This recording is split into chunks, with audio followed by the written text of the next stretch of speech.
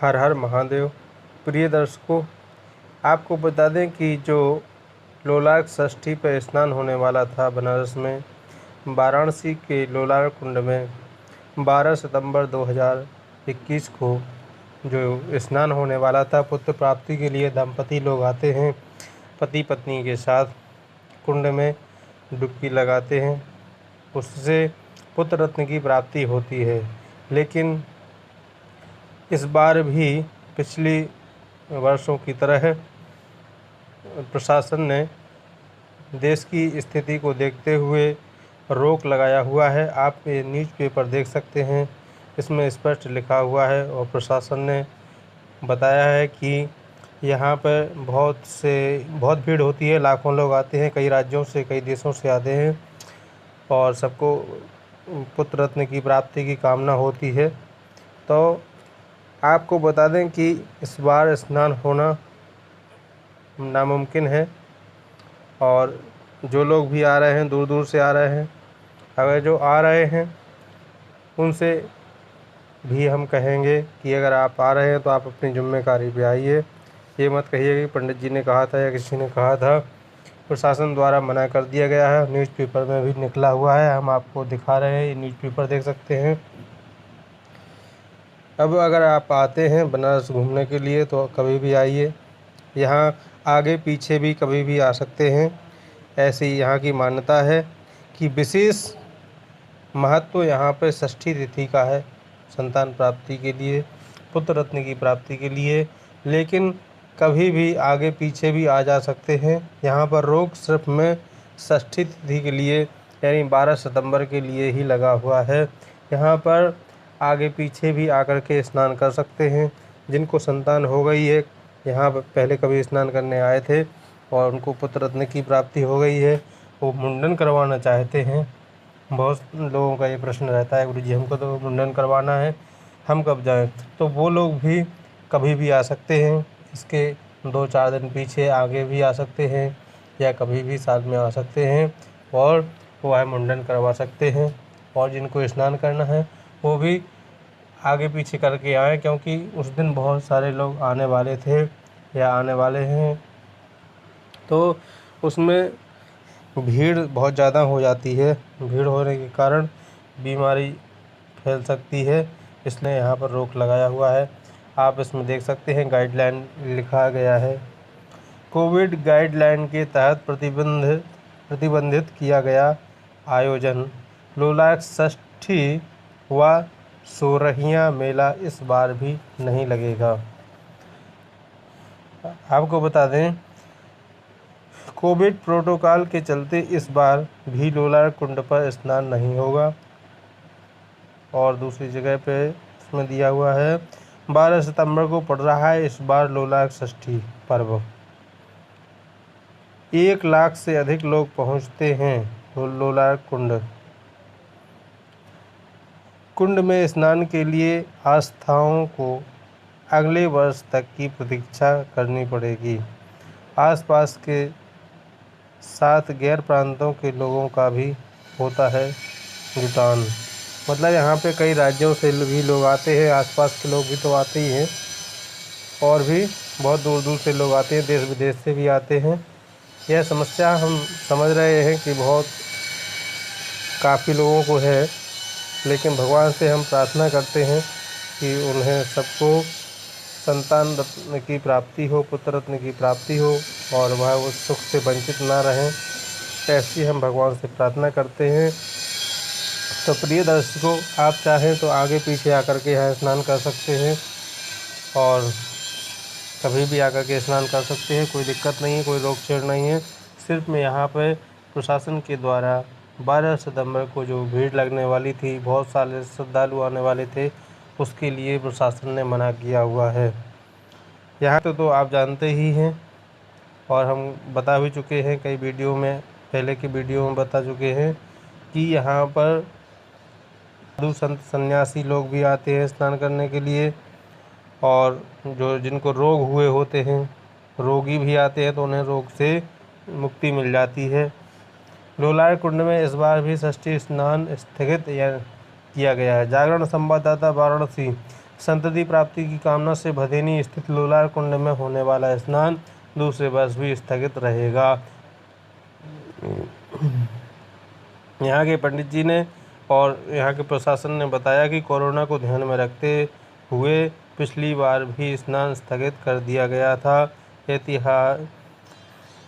एहतियातन स्नान करने श्रद्धालु न आए। लोलार षष्ठी का स्नान इस वर्ष 12 को होना है। एसपी भेलीपुर ने बताया कि महामारी के कारण इस बार स्नान स्थगित कर दिया गया है। तो ये हम आपको दोनों पेपर जो जिनमें निकला हुआ है वो हम आपको इसमें वीडियो में दिखा देंगे। और आप लोग अगर आना ही चाहते हैं, हो सकता है कि कम लोग अगर आएंगे, मना कर दिया गया है तो बहुत सारे लोग तो नहीं आएंगे। अब बहुत कम लोग आएंगे तो हो सकता है सोशल डिस्टेंसिंग के साथ में यहाँ पर व्यवस्था हो भी सकती है, लेकिन ये नहीं कहा जा सकता है पक्का कि हो ही जाएगा स्नान। यहाँ पर जो लोग भी हैं, यहाँ पर जो बताया जा रहा है प्रशासन के द्वारा, सभी यही कहा जा रहा है कि यहाँ पर स्नान नहीं होगा। अब हम आपको यहाँ का महत्व और बता देते हैं। यहाँ के बाद वीडियो और भी ज़्यादा कई देख चुके हैं, उसमें भी हम कई प्रकार का बता चुके हैं, जो यहाँ की विशेषताएं हैं सभी बता चुके हैं, लेकिन फिर भी और थोड़ा बता देते हैं। लोलार कुंड उत्तर प्रदेश के प्राचीन नगर बनारस में तुलसी घाट के स्थित एक कुंड है। मान्यता अनुसार यह अति प्राचीन है तथा इस कुंड का उल्लेख महाभारत में भी मिलता है। कालांतर में इंदौर की रानी अहिल्याबाई होलकर ने इस कुंड के चारों तरफ कीमती पत्थर से सजावट करवाई थी। इसी के समीप लोलारकेश्वर महादेव का मंदिर भी है। भादों के महीने में, अगर ये जो सितंबर में, भादों के महीने में शुक्ल पक्ष की षष्ठी तिथि को यहाँ पर लक्खा मेला लगता है। वह 3 दिन का मेला होता है और तब काशी के इस लोलार कुंड में डुबकी लगाने के लिए लोगों की भीड़ उमड़ पड़ती है। 80 के भदेनी स्थित, यानी 80 घाट और भदेनी घाट, तुलसी घाट, इनके बीच में है यह जो कुंड है। श्रद्धालुओं का मेला लगता है। लक्खा मेले में लोलार षष्ठी या सूर्य षष्ठी स्नान की बड़ी मान्यता है और कहते हैं कि महादेव लोलारकेश्वर संतान प्राप्ति की कामना वाले दंपतियों की मनोकामना पूरी करते हैं। लोलार कुंड में स्नान करने के लिए अलग अलग क्षेत्रों से, अलग अलग प्रांतों से, अलग अलग देशों से लोग यहाँ पर आते हैं। यहाँ पर बहुत सारी भीड़ जुटती है। मान्यता के अनुसार सूर्य के रथ का पहिया भी यहीं गिरा था, जो कुंड के रूप में विख्यात हुआ। कालांतर में यह लोक मान्यता हो गया कि जिसको संतान की उत्पत्ति न हो, वह दंपति इस कुंड में स्नान कर लेता है तो उसको संतान का लाभ मिलता है। लोलारकेश्वर महादेव मंदिर के महंत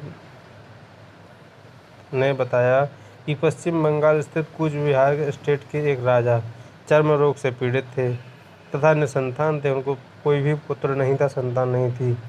किसी के बताने पर यहाँ स्नान करने से उन्हें केवल चर्म रोग बस ठीक नहीं हुआ, चर्म रोग भी ठीक हुआ और बच्चे भी पैदा हुए, पुत्र की प्राप्ति भी हुई। कहते हैं कि उन्होंने इस कुंड का निर्माण सोने की ईंटों से करवाया था। इस कुंड को सूर्य कुंड के नाम से भी जाना जाता है। भाद्रपद के शुक्ल पक्ष की षष्ठी वाले दिन कुंड में लगे कूप से पानी आता है। सूर्य की रश्मियों के पानी में पड़ने से संतान उत्पत्ति का योग बनता है। मान्यता है कि इस दौरान महिलाओं के स्नान करने से उन्हें संतान प्राप्त होती है। इनके अलावा साधु सन्यासी लोग भी यहाँ मोक्ष के लिए स्नान करते हैं। स्नान करने के बाद दंपति कुंड पर ही अपने कपड़े छोड़ देते हैं। यहाँ एक फल का त्याग करने का भी विधान है। यह भी कहा जाता है कि वैज्ञानिक मान्यता के आधार पर लोलार कुंड की बनावट कुछ इस तांत्रिक विधि से की गई है जैसे कोई यंत्र बना हो। भादों की षष्ठी तिथि को सूर्य की किरणें इस कुंड की जगह पर अत्यंत प्रभावी बन जाती हैं। इस दिन यहाँ स्नान करने के उपरांत कोई फल खरीदकर उसमें सुई चुभाई जाती है, जिसे सूर्य की रश्मि का प्रतीक भी माना जाता है। आपको बता दें कि जैसे अगर स्नान होता है या जो जाते हैं, जब भी जाते हैं तो उन्हें जानकारी के लिए बता देते हैं कि कोई भी फल फल जैसे अनार हुआ, सेब हुआ, केला हुआ, कद्दू हुआ, सब्जी कोई हुई कि लौकी हुई, तो एक लेना है और कितना भी लेना है, लेकिन एक को वहाँ पे छोड़ना है। एक सुई से वहाँ पर धागा छेद कर देना है उस फल में, और पति पत्नी को दोनों को स्पर्श करके वहीं पर रख देना है।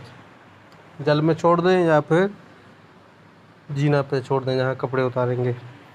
तो जो गीले कपड़े होते हैं, स्नान जिसमें किए होते हैं, नहाए होते हैं, उन कपड़ों को भी वहीं पर जीनों पे उतार दिया जाता है। यह वहाँ का विधान है। और डुबकी 4 लगाई जाती है, पति पत्नी को साथ में खड़े होकर के 4 डुबकी लगा करके पश्चिम से आते हैं और पूरब से निकल जाते हैं। कुंड गहरा है, अंदर जीना लगे हुए हैं, सब व्यवस्था रहती है प्रशासनिक, लेकिन इस बार का नहीं कहा जा सकता है, क्योंकि इस बार प्रशासन की ओर से गाइडलाइन तैयार की गई है। प्रिय दर्शकों, मैं समझ रहा हूँ आप लोग की स्थिति को, क्योंकि बहुत सारे लोग परेशान हैं और आप लोग फ़ोन भी करते हैं और मैसेज भी करते हैं। मैं सबका देख रहा हूँ, लेकिन मैं व्यस्त रहता हूँ, और भी काम हमको करने ही होते हैं, तो उसके कारण सबको जवाब नहीं दे पाता हूँ। जितने लोग का फ़ोन मतलब जो है समय मिल पाता है, तो ज़्यादा से ज़्यादा लोग का जवाब दे पाते हैं, फ़ोन रिसीव कर पाते हैं। तो हमें क्षमा करें, और हम माफ़ी चाहते हैं आप सभी लोग के हम जवाब नहीं दे पा रहे हैं, क्योंकि बहुत सारे लोग फ़ोन करते हैं और इतने लोगों का फ़ोन पर जवाब देना मुश्किल हो जाता है एक लोग को। तो हम क्षमा चाहेंगे, भगवान से ऐसी प्रार्थना करते हैं कि सबके जीवन में पुत्र रत्न की प्राप्ति हो, संतान का सुख प्राप्त हो। अब हम आपको बता देते हैं, जैसे अगर विशेष किसी को बहुत आवश्यक है कि हाँ हमको पंडित जी से बात ही करना है, तो उनके लिए हम और वीडियो में भी बता चुके हैं, इसमें भी बता देते हैं कि अगर आपको आवश्यक है बात करना ही, तो आप संपर्क कर सकते हैं। उसके लिए अब इतने बहुत सारे लोग फ़ोन लगाते हैं, तो इतने लोगों का फ़ोन रिसीव करना नामुमकिन हो जाता है। अगर आपको वास्तव में बहुत आवश्यक है बात करना, कोई प्रश्न करना या जानकारी लेना, तो उसके लिए हमारा ये जो मोबाइल नंबर है 7985254966 7985254966, इस पर व्हाट्सएप करें। उसमें आप अपना नाम लिख कर भेजें, अपना मोबाइल नंबर भेजें और 101 रुपये का स्क्रीनशॉट भेजें। गूगल पे या फ़ोनपे द्वारा इस नंबर पर पैसे भेजें, और उस पर आप अपने प्रश्न हम हाँ आपको 15 या 20 मिनट में, आधा घंटा के अंदर कॉल रिटर्न करेंगे, तो आपसे बात हो जाएगी। तो इससे हमको ये पता चलेगा कि हाँ वास्तव में आपको आवश्यकता है, क्योंकि हमारा कोई ऐसा उद्देश्य नहीं है कि हम किसी से पैसा लें। भगवान की कृपा से कोई दिक्कत नहीं है, लेकिन अब कई लोग बार बार फ़ोन लगाते हैं एक एक बात के लिए कि कोई ऐसा बोल रहा था पंडित जी, कोई वैसा बोल रहा था, कोई वैसा बोल रहा था, तो इतने लोगों का फ़ोन रिसीव कर पाना नामुमकिन हो जाता है। अगर आपको वास्तव में किसी प्रश्न की या किसी बात की ज़रूरत है, बात करना चाहते हैं आप, तो उसके लिए हमने आपको संपर्क सूत्र बता दिया है। इस पर गूगल पे या फ़ोनपे करके 101 रुपये भेजें, और फिर इसके बाद हम आपको 15 से 20 मिनट में, आधा घंटा के अंदर कॉल रिटर्न करेंगे और आपकी सभी बातें पूछेंगे, उनके जवाब देंगे।